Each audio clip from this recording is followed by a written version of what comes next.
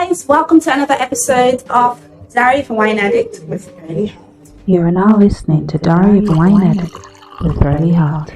I don't know if this is working, this microphone, because I've had problems with my microphone and I'm like, I need to change this brand because sometimes it sounds muffled. And I know that I have a very distinct type of voice. So I don't know why I'm sounding some type of way, and I've had some reports about that as well. So if you guys know a different mic that will sound better, please leave a comment down below, or if you're listening to me on Apple Podcasts or Spotify, send me a voice message and tell me what you guys recommend. Alright, so as you guys can already notice, my energy in this video is a lot. It's a whole lot. Like I think it's kind of like a different vibe from how we used to be. Like you guys know, the last 2 episodes I was just not in that space. I was literally like depressed, sad. I wasn't feeling it at all. My mood was just down. Most of the times my mood is always like swinging and all of that stuff, but today I think I'm at like a high level. I'm not saying that everything in my life is totally okay, all right? You can't have that level of whatever. I'm just feeling a lot better, you know. Have you ever been like in a situation where you just people don't even know how badly you felt? Like literally 2 or 3 days ago I was crying my eyes out for now that I think about it, unworthy reason. And then today I'm just like, I'm happy. And no, it's not because of the wine. I would like to give this beautiful glass of wine all the props, but it's literally not just because of this glass of wine, because I feel like it's just a decisive decision to just try to make yourself feel better. I know that your happiness is literally in your own hands, and so you can't be giving this to somebody else or something else. It has to come from you, it has to come from within, and you have to own it, you have to take charge. Girl, I'm sounding like a motivational speaker, and sometimes I don't like it because people feel like, oh, that's too fake. A motivational speaker, that's too fake. But this is just my reality. I'm just conversing with you guys. Like you guys know, this is a very safe space where I just come and talk about my feelings, emotions, my takes, my unconventional takes, because I'm a very weird and unconventional person. I don't kiss ass. I would never do that. So this is not the place for that. This is a place for an honest opinion, and I'm just going to give my honest opinion on things. Anyway, with that being said, there's something I've always wanted to talk about. We just passed the month of March, which is literally like Women's Month. I feel like every month in the year is for women because we deserve that period. But yeah, I just want to talk about this. I attended UNILAG, that's University of Lagos in Nigeria. I had my diploma in law at UNILAG, and I also had my proper degree, Bachelor's of Arts, in UNILAG as well. I studied English and Literary Studies. I like to write, I like to read, and all of that stuff. And yeah, that's it. I actually wanted to go into law proper, but that's a story for another day. Okay, I just have my diploma in law, and for now that's going to do until I decide to do what to do next. Anyway, so I never stayed in the hostel, right? So I was always going and coming, and it was pretty hectic. Part of the reasons, I'm the only daughter, I'm the only girl, and it's just been hard. When you're like the first and you're the only daughter, it's like there's a lot of like, this is my first, I don't want to make mistakes. This is my daughter, it's my only daughter. So there's this protection that came with it. So I didn't, and I kind of liked it because I am very reticent, I'm very reserved, I'm very introverted. So forget this larger than life personality you're seeing on, like you're hearing or listening or you're seeing right now in real life. If you see me on the road, I'll probably not even be, bold enough to talk to you. But yeah, this is my space. Alright, so yeah, it was very hard for me to stay in the hostel. I never stayed in the hostel, so I was going and coming. And I remember going and coming, and then you have all of these businessmen, this Igbo businessmen that sell clothes. You know how Yaba is. That's where UNILAG is, by the way. You know how Yaba is, where you have people doing business and everybody's just rowdy. You see those Hausa men, you see just people doing businesses all around. And then you know how these people are when they start calling you, they start doing their catcalling. I hate catcalls, guys. I hate catcalls. If you like somebody, you like what you're seeing, walk up to the person like a normal person and say, hi, you look gorgeous. Can I get to know you? That's how a normal person does it, right? But no, these people will be like, hey, my color, my shape, hey, my color, my height. And those things were really, really like triggering to me. I never it was talking about it right now, I can feel my skin crawling, literally. It just makes me feel like an animal. And I know that a lot of girls go through this as well.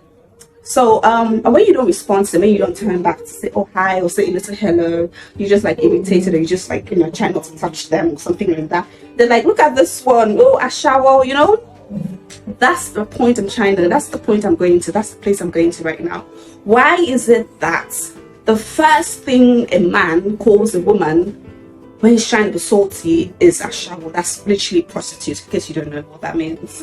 For my non-Nigerians listening, ashawo literally means prostitute. So it's like a sex worker. So why would you... It's not funny, but you know how I am, guys. I laugh off very serious moments. It's my own way of coping, trying to handle that situation. So it feels like when you don't respond to them how they want you to respond, they call you names. And then the first thing they like to call women is ashawo. Even on Instagram, online bullying, offline bullying, you start to think, what have women done? Literally, it feels like the world hates women. We're always controlled in terms of how you dress, in terms of how you speak, in terms of how you present yourself, in terms of your own timeline, what you're going to do next. Why isn't she married yet? Oh, she got married. Why isn't she pregnant yet? Oh, they have all girls. Why does the woman not want to give the man a boy?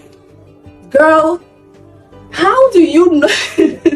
Let's not even go into science and the biology of all of that, because we know that it's from the man, okay? Let's not go into Y and X chromosomes, because we both know that the sex of a child is determined by a man, all right? But let's not go into that, because that's going to be too long. But yeah, I feel like women are always being circled out and being like embarrassed, or being like they're the first people to always get the heat of things. And I do not like that. It doesn't sit well with me. And I know that it's not just enough to talk about these things. It's actually, we have to like start uniting together. And women rights matter. Women matter. Like, women deserve to be treated like queens. Do you know what women go through? I don't even want to make it sound so cliche, like, oh, women are the only ones going through stuff. But yeah, we are going through a whole lot. Biologically, naturally, we deserve all the respect that we can get. And we will get it. All right? So that just bothers me a whole lot. A few days ago, I was actually chatting with the troll. I didn't know it was a troll at the time. So it was something just arguing about, I think, Big Brother Nigeria or Big Brother Titans. I can't remember what it was especially. And then somebody just said, the person didn't agree with my post or my comment on the blog. That person didn't agree with them. The next thing that person said was, oh, ashawo. I'm like, hold my glass of wine, hold on. You're not going to treat me like I'm trash, okay? But I know that you literally have air in your brain. You can't treat me like trash. And so I sat down, composed a little bit of something, because that time I had a little bit of time on my hands. I need to educate these fools that there are certain things you can't say to a woman. And so I was like, listen, don't project your mother's sin onto me. And I know what you guys are probably thinking. Oh, why did you call his mother into the yang? Now I'm going to call his mother into this because I'm potentially somebody's mother, respectively, at least, if I decide to do that. I'm somebody's daughter, I'm somebody's sister, I'm somebody's whatever. So no, you can't insult me and you expect me you expect to tell me how to react. You can't be a child and tell the child how to cry or when to cry or no. You can't do that. So if you know you're going to come for me, I'll give it to you. I'll give it to you. I won't go down the dirt with you. I'll give it to you and stay up, elevated. That's it. Normally, I usually just ignore, but this time I'm like, no, I need to start defending myself and defending my gender. I've done nothing wrong by coming into this world as a woman. And I'm not going to apologize for being a woman I'm not going to apologize for being female either. So if you don't like that, you can sit your ass down and say nothing, zip it, all right? So I think we need to do better. New mothers, new fathers, do better at raising your boy children, all right? Not everything has to be about women. Girl child, girl child. I feel like we place so much focus on girl children that we neglect the boy children. Talk about your boy child. Teach them respect. Teach them how to honor women, because it's a lot being this gender. It's a whole lot, and I'm so proud of it. So we need respect. Teach your boy children how to respect women, because being a gentleman will never run out of style, will never go out of style. So please teach your boy children, let them do better. We need more gentlemen. We need more men and not boys. So that's all I just wanted to say, because yeah, that's it. That's all I wanted to say. But yeah, next episode is going to be super juicy. Do you know why? I'm going to be inviting a special guest. This is going to be my first time inviting a special guest on my platform. I'm super excited. I'm going to invite my special friend, and I don't want to give out too much, all right? So just know that you're in for a shock, you're in for a surprise, and I'm equally so excited. So until my next episode, I'm not going to talk about the topic here, yeah? Let's not talk about the topic here. My next episode, I see you guys. I love you. Stay weird. Have a glass of wine every now and then, and feel great about yourself. You have been listening to Diary of a Wine Addict with Fairly Hot.